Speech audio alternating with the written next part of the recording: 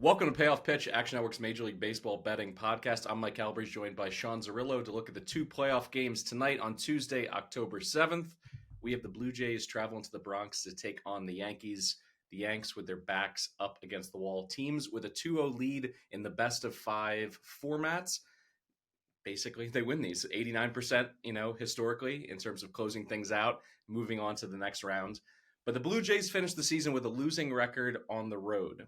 Do you consider any of these historical factors when you're putting into your handicaps? Or do you put any weight into the win or go home season on the line? Or do you think a sport like baseball that's not necessarily pure effort, maybe like a football, that can actually work against you where you're pressing a little bit? I think the pressure could definitely impact the Yankees tonight. Everybody's going to get tight in the crowd, right? If they go scoreless through the first or second inning, if they fall behind, like the energy in the stadium is going to become super tense. I think guys do tend to press a little bit at the plate too. They start, trying to swing for the fences, trying to get a lead. So yeah, that's unquantifiable, but I do definitely feel like it's a thing watching these games. The 2-0 stat, I think, is pretty accurate in terms of like how I'd project it out. I make the Yankees about 14% over the rest of the series to come back and win 3 consecutive games. I would make them, I think, like the slightest underdog. Essentially, game 3 would be a coin flip in Toronto. They'll be favorites at home in 3 and 4.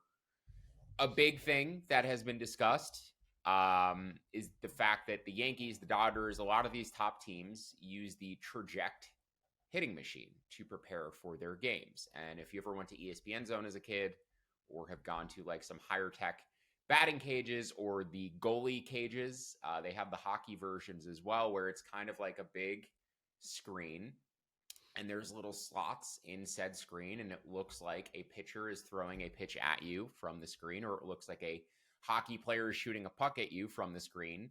And as the puck or as the ball like comes closer to the screen, it shoots out of one of the slots, and it's your job to either stop it, if you're a hockey goalie, or to hit it if you're a batter. And essentially these teams now have all like super high tech versions of this type of technology where it cannot travel with them. They're very big machines. They're stationary. They have to stay in their home parks, but seemingly a lot of them do have big home road splits. And these machines in particular could have helped them prep for Trey Savage, who I believe has the highest release point or one of the highest release points in baseball. They didn't have the access to that machine to prep for him specifically. They will have the access to prep for guys like Shane Bieber, who is much easier in general to prep for in terms of release points. They'll have it in game 4 to prep for whatever relievers the Jays are expected to bring out of their bullpen in a likely bullpen game. So Yankees should perform better at home as opposed to how they do on the road. Same with the Dodgers, same with the Blue Jays, who I believe have one. A lot of these teams who are still remaining are known as home road splits due to potentially the traject effect. So expecting the Yankees to perform a little bit better and more competently offensively today.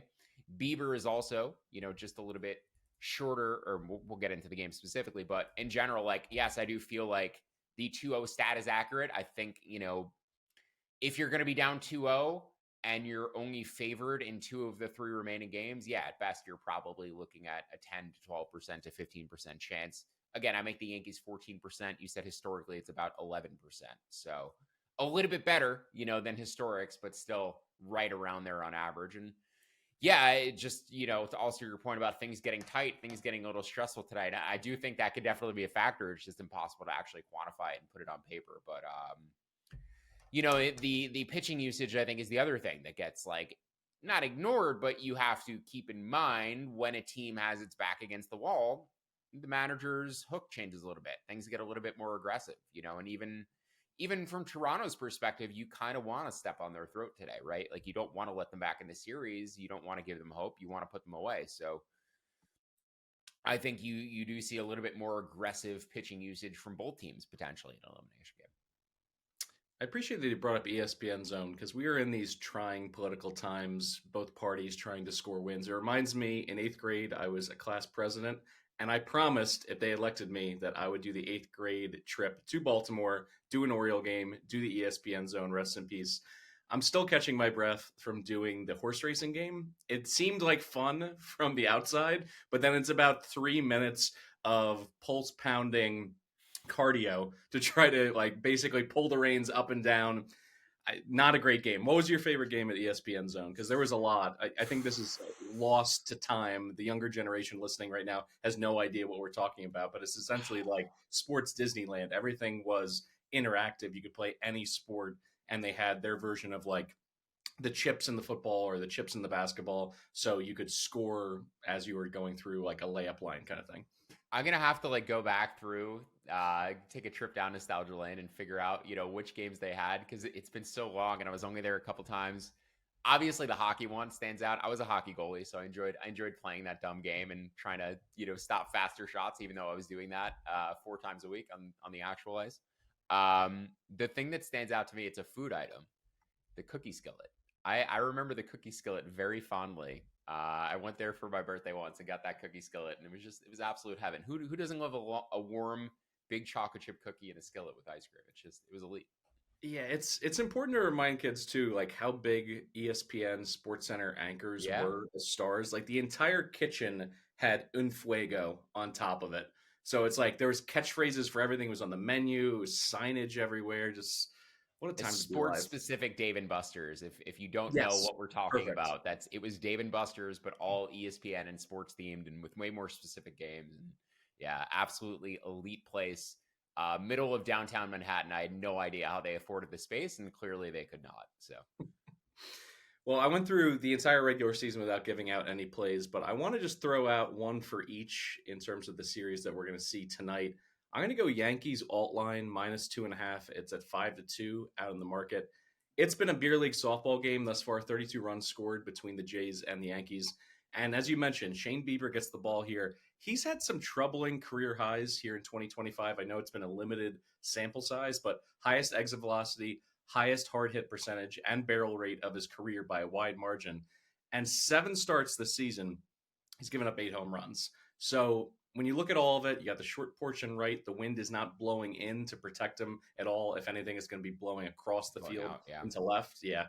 And I just see the Yankees running him off and getting into that Jays pen that continues to struggle here in the postseason. And as you just alluded to, maybe the Jays think strategically with the lead, hey, let's not burn out our best relievers if we're already down 3 or 4 runs. So if the Yankees do take this one, I could see them winning going away. And it doesn't hurt that they've won 9 of 10 on their home diamond dating back to mid-September. What are your thoughts on an alt line here in a pivotal game 3 for the Yankees? Yeah, if you're playing the Yankees, that's probably the way I'd go about it. Not only, do I like the over in this game, so there should be more runs. I make the total about 8.25, so over 7.5 up to 8 at even money. So I expect runs in this game, but also the Jays game 4 pitching situation. Who's starting for Toronto? Is it Max Scherzer? I'm not even sure if Max Scherzer's on their ALDS roster. I actually want to double check this because I'm not 100% positive they put him on their pitching staff, but from what I gathered, they were end up going to have to bullpen it for one game in this series. And if you look at their pitching usage in games 1 and games 2, yeah, Scherzer's not on their roster. They left him inactive. So I want to just bring up the Jays bullpen usage because even though they won games 1 and games 2, essentially going away on their own, they used Sir Anthony Dominguez twice. They used Louis Varland twice. They used each of Jeff Hoffman, Eric Lauer, Tommy Nance, Brandon Little, Justin Brule, and Braden Fisher once. You won 2 games by blowout, and you didn't use Yariel Rodriguez, who's your long reliever and your worst pitcher, to get through innings in that game. I just want to make sure Yariel Rodriguez is on their playoff roster. So I don't really know how you ended up using so many of your key guys at least once across 2 games where you were winning by, 9 runs, 10 plus runs on either of the days. But if you do not have a game 4 starter, Chris Bassett's not on the roster, Max Scherzer's not on the roster, you're looking at starting Eric Lauer, or at least using Eric Lauer as your bull pitcher in game 4, and he pitched 16 pitches in game 2. So what is the Jays bullpen usage today if Shane Bieber gets hit? I think you just go with guys who can get you through the end of the game, not necessarily your best pitchers, and you're saving your best pitchers for tomorrow. So yeah, Jays fall behind. I think you see lesser pitchers from them today. And even if they have a lead or even if it's a tied close game, the Yankees bullpen has struggled and the Jays bullpen has struggled a little bit too. So I like runs late in this game. I think both starters are obviously competent. But as you mentioned with Bieber, his expected ERA this year was 4.6. His expected FIP was 3.3. His strikeout minus walk rate was good. It was around 19%, but he is below average stuff. He's very much a command-oriented guy, and he's going to give the Yankees pitches to hit. He will throw the ball in the zone. It's just a matter of whether they hit them or not. You know what he's going to be doing. He's not like Snell or, like Snell yesterday, getting so many whiffs outside of the zone, right? Whiffs in the zone, but a lot of whiffs below the zone as well. That's not Shane Bieber. Bieber is going to be generating weak contact in the zone and offering you strikes to hit. It's just a matter of whether the Yankees turn that around or not. And it does seem like this year, even though his command has been good, strikeout minus walk rate has been good, as you pointed out with the hard hit stuff. And then also you could just see it directly in the expected ERA, because that's what all of that stuff flows into. A 4.6 expected ERA is by far, a career high for him. So I think there's definitely reasons to be concerned about Bieber. The fact that the Jays are comfortably starting him here in game 3. But I guess the fact that the Jays are starting him in game 3, you could take as a bad sign, because they're like, oh, we view him behind Trey Savage. I think they started Savage at home because they didn't want to put a rookie on the road. I think you're much more comfortable with Shane Bieber, a veteran, going on the road and making that start. But that said, I don't think this is necessarily peak Shane Bieber that you traded for here either. I think this is a competent league average starter, if not something slightly better than that. So Yankees have the better bullpen. They used Will Warren and Blackburn essentially to figure out the end of those blowout games. They used Luke Weaver twice, who's been struggling anyway, but their higher leverage guys should be available tonight. They are in their lesser split. They're better against lefties than they are against righties. Toronto about even lefty versus righty. Toronto the better defensive team. Actually, this Toronto lineup that they play against lefties might be the best defensive lineup that anybody plays all year. You put Miles Straw out in center and flank him with other really good defensive outfielders. I think Straw might even play in a corner now that Varsho's back. So Straw and Varsho in the same defensive outfield is almost unfair. I think Davis Schneider plays the other corner too, and he's also a very good defensive outfielder. So elite defensive infield, elite defensive outfield, elite defensive catcher, and Alejandro Kirk. But with all that said, I still like the over. I make it 8.25. 8 and even money is fine. And then I do like the Jays in game 3. I'm on them for the series at plus 130, and I'm on them in game 3 at plus 130. I also bet them in game 2. But Jays plus 130 down to plus 120. As I've maintained, I just think they're a bad matchup for the Yankees for a few reasons. The number one being they have a elite combination of contact and power. They can actually kind of keep up with the Yankees in terms of power, but they have more contact and ball and playability. And then they're also just a much better defensive team. So they force the Yankees to make mistakes.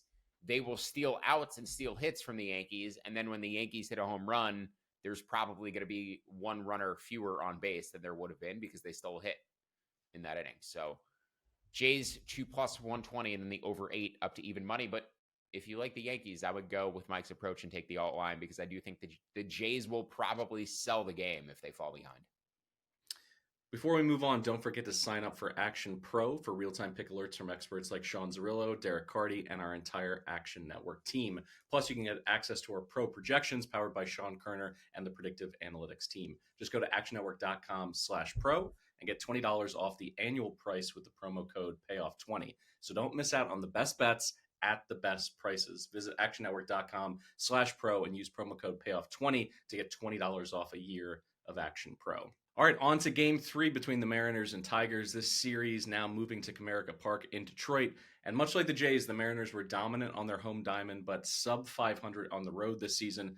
But they're sending Logan Gilbert to the bump here. The towering righty finished on a heater this season, a 2.3 ERA in the month of September, nearly 6-to-1 strikeout to walk ratio in that month as well. And Dan Wilson, his manager, is really bullish on him in this spot. He said yesterday he thinks his pitch mix is perfect against this lineup, particularly his secondary stuff, his split finger and his slider. He said are going to be great options from Gilbert tonight. So let's talk pitcher props. Start here between Gilbert and Flaherty.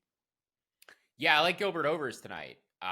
The Mariners used their bullpen pretty aggressively in games 1 and games 2. Went to extra innings in game 1.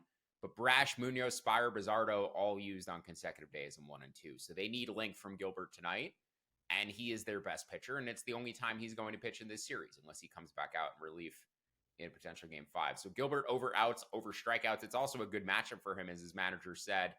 The Tigers had the 28th strikeout rate, or 28th highest, the third highest strikeout rate, the 28th lowest strikeout rate in baseball against right-handed pitching this season. They were also below average against right-handed pitching after the deadline, 24th and 89 WRC+. They hit lefties well. They do not hit righties well, and they strike out a ton. So Gilbert to get through 6 innings here, I think tonight, over 17 and a half outs. It's moved up from 15 and a half, I believe, to 16 and a half. I liked it to 15 and a half at minus 140. I like it at 16 and a half, probably at even money or minus 110. That's roughly where it is currently. 16 and a half, minus 110 on Gilbert's out props. And then his strikeout prop, 6.5, good to minus 125. I believe that's also around a pick 'em price currently as well. So definitely like Gilbert overs tonight, and then Flaherty unders, but not necessarily his out under, more so his K under. I know you want to talk about his out under. What concerns me about Flaherty potentially getting through 5 innings here, they've used Finnegan 4 times in 5 days. Herder worked a back-to-back. Holton worked 3 times in 5 days. And also AJ Hinch doesn't trust his bullpen in general. As long as Flaherty is getting outs, I think he will stay in this game. He also got pulled in the 5th inning of his last start. That was game 3 of the wild card round. It was a winner-take-all game. I was actually surprised he got left in as long as he did. If he had gotten into any trouble, he probably would have come out a little bit sooner. But Hinch does trust Flaherty more than he does Mize. That's why he's starting this game ahead of Casey Mize, even though Mize started ahead of him in the previous series. I think that was related to rest and when their final starts came at the end of the regular season, because obviously they were fighting to make the playoffs. But Flaherty under 5.5 strikeouts or 4.5 at plus money. The Mariners just don't strike out as much as you think they do on the road because their home park, is really difficult for strikeouts. It's actually the worst park in baseball for strikeout rate, 17% above the major league average over the past 3 years. It has something to do with the batter's eye, something to do with the seats that are positioned behind where the batter's eye is. We haven't been able to fully detect why T-Mobile is just, absolutely killing dudes in terms of strikeout rate. But the Mariners, who have the 28th strikeout rate at home, so the Tigers 28th against righties overall, Mariners 28th at home in strikeout rate, they actually improved to around a league average offense in terms of strikeout rate on the road. So I don't think this is some necessarily strikeout prone offense. I'll say that with the caveat being Josh Naylor very likely to go on the paternity list and miss games 3 and games 4. He didn't travel with the team to Detroit. He stayed with his wife in Arizona, where she's expecting to have their first child. He was going to leave the team regardless at whatever point during the series she ended up going into labor. I'm not sure if he's just going to stay behind at this point and wait, or if he's planning to fly to Detroit and then if something happens, fly back. I don't really know how close they are, in terms of actually having the child or what their situation is. But if he didn't travel with the Mariners, I'm not expecting him to be there for games 3 and games 4. The Mariners have a couple of options for what they can do in terms of replacing him.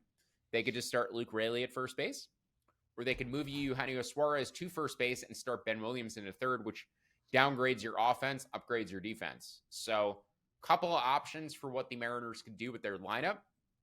Either way, I still think they are closer to a league average strikeout team on the road as compared to at home, where they are one of the worst in baseball, where anybody is going to be one of the worst in baseball. But Flaherty under 5.5 strikeouts to minus 185 to under 4.5. I think you could take at plus 120 or so. And then the overs for Gilbert, over 15.5 to minus 140, over 6.5 to minus 125, or 16.5 outs, probably to about minus 110. 5.5 strikeouts, I'd like to around, 7.5. I'd probably take at plus 120 on the strikeouts. So those are my pitcher props. I lean over here, as I said, with the Naylor news. I can't really bet it yet. We also have some weather impact in the game today. 10-mile-an-hour winds blowing out after we get thunderstorms throughout the morning, throughout the afternoon. It's going to be humid. The air pressure is going to be low, which should increase ball flight. But it's also going to be around 60 degrees after the rainstorm comes through. So it's going to be a little chilly, which sort of neutralizes that. Gilbert's a high strikeout pitcher, so the weather isn't really going to impact him. So I think maybe in the later innings with the bullpens, the weather plays in and the humidity plays in and the wind plays in just a little bit more, especially with these bullpens being a little bit overworked. So maybe a live over here because I'm not anticipating again that Naylor will be there, which is going to lower my projection from around 8 to probably 7.7. And the over has gone up from about 7.5 even money to -110. So maybe a live over after a couple innings, once through the order of Gilbert turning over the lineup. I think there will be runs here. They may come late again like they did in the last game. Doing the show throughout the regular season with you, I've noticed you're a very thorough handicapper. I'm surprised you don't have a line to the OBGYN. How long is his labor going to be? Is there a private plane waiting on the tarmac to potentially get him to Detroit if that is the case after this baby is born? But I won't hold that against you. You went through pretty much every other angle so of this the caveat I'll say is people are praying for the Mariners fans are praying for the thunderstorm to wipe out the game today, to give him an extra day for his wife to have the baby so he can get to Detroit. So that is like the actual joke today, is the Mariners fans do want the rain out so they can get Josh Naylor back in the lineup. All right, for my prop to add to this, and I think we're going to have a same game parlay that gets spit out at the end of it. Jack Flaherty under 14.5 outs recorded. Last time I saw it was -118 out in the market. It's October. In my opinion, it's time for Jack to turn into a pumpkin.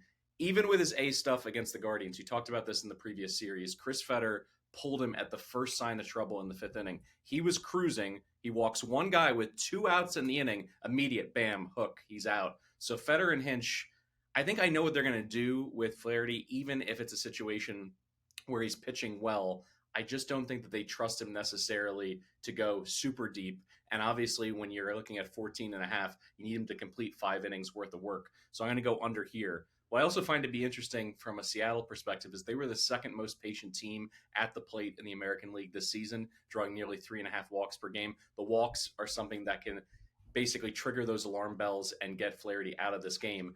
But they haven't been drawing walks here in the postseason, but a Skubal start will do that to you. I think he only issued 1 walk in 7 or 8 innings worth of work. But this is their bread and butter, being patient, getting those pitch counts up, getting deeper into counts. And Flaherty, I think if he gets into the 3rd or 4th inning, and he's issued a walk or 2, it's going to be an opportunity for this thing to cash on the under. I think every camera at that point will be focused on their bullpen, focused on their dugout. How quickly are they going to pull him from this game? And that's not even assuming that he has trouble and he actually gets hit around a little bit. So in terms of the angle for this game, I want to go Flaherty under. A guy that we faded in so many different ways throughout the season. I think basically this is kind of predicated on him pitching pretty well in his last postseason outing, but it's a very small sample size. I want to look at the body of work for all of 2025. I think this is the way to go about it. If we put it all together into what is a 4-leg parlay, almost 5-1 out there in the market. Now, granted, if you're listening in, there's going to be slightly different numbers. So when you were listening to Sean in terms of how high he would play this, if it's an entire out difference or strikeout difference or half strikeout difference, just keep that in mind when you're playing it. But I really like him to get pulled in the 3rd or 4th inning of this game. So take that for what you want. What do you think about Flaherty and a potential short leash? And how does this relate, or how is it tied together in terms of what Detroit has in the bullpen to be able to offer?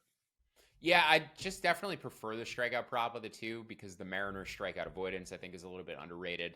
I think it's certainly tied to the usage as well, but it's tough to tell with Hinch. Like, Hinch does trust him a little bit more than he trusts Mize. Obviously, not nearly as much as he trusts Skubal, but I think it's just going to come down to he's going to start the 4th inning, or he's going to start the 5th inning probably, and then how that inning goes from there, and what part of the lineup he's facing, and whether he's facing Calabrese for a 3rd time potentially, or whether he's facing, I'm trying to think who the lefties are at the top of that lineup. It is mostly right-handed with the Rosarena and Julio. Cali's the switch hitter.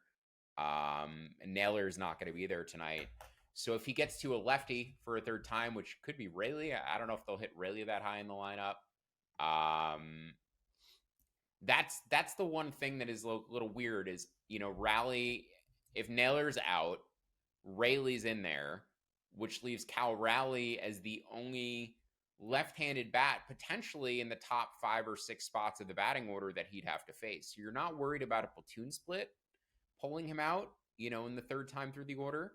It's really just probably going to come down to effectiveness that 3rd time through. So yeah, it would be a sweat, I think, just because of the Tigers' bullpen usage over the first 3 days. Like, Finnegan's not going to pitch today. He's worked 4 days in the past 5. Not today. 4 in the past 6. Herder, as I said, back-to-back. Holton 3 and 5. So they're running out of relievers that they trust in the back end of that bullpen. You have Will Vest for an inning today. Who's like their number 2 guy that they'd pull out, or the first arm they'd go to today might be Rafael Montero or Tommy Conley.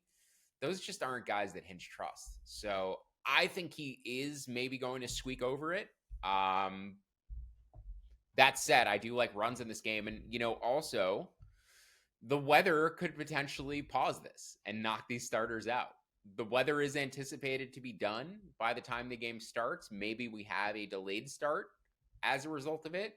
It doesn't seem like a game that will stop and start due to a rain delay, but it's still possible. It's the forecast changes between now and 4 p.m.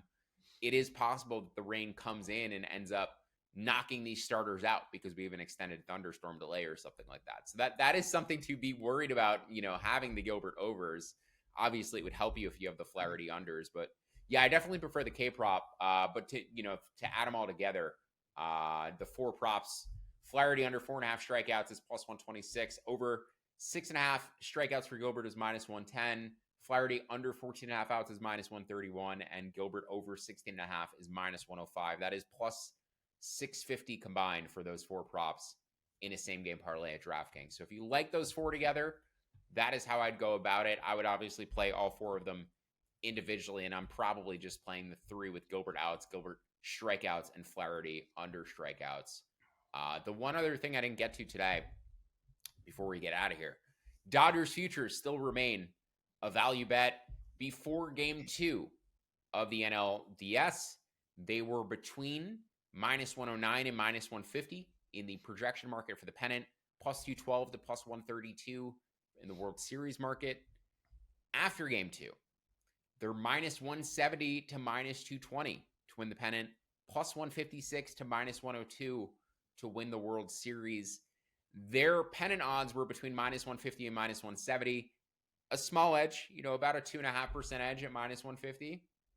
I don't think it's actionable enough considering their World Series odds are still as high as plus 175. Again, their least optimistic World Series projection is plus 156. Their most optimistic projection right now is minus 102, an odds-on favorite. So the Dodgers headed home to game 3 as the biggest favorite they will be in that series, with Yamamoto facing a combination of Aaron Nola and Ranger Suarez. They're around minus 150 to minus 160. Chris Sanchez will go for the Phillies in game 4. That line will shorten up back closer to plus 120 to plus 130. So the biggest favorite that the Dodgers will be in this series is game 3. They're very likely to advance off of this game.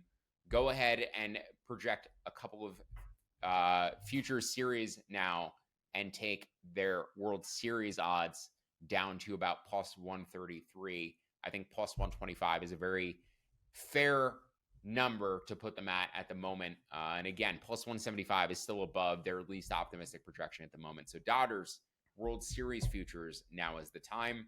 And if they lose game 3, we'll probably just bet it again.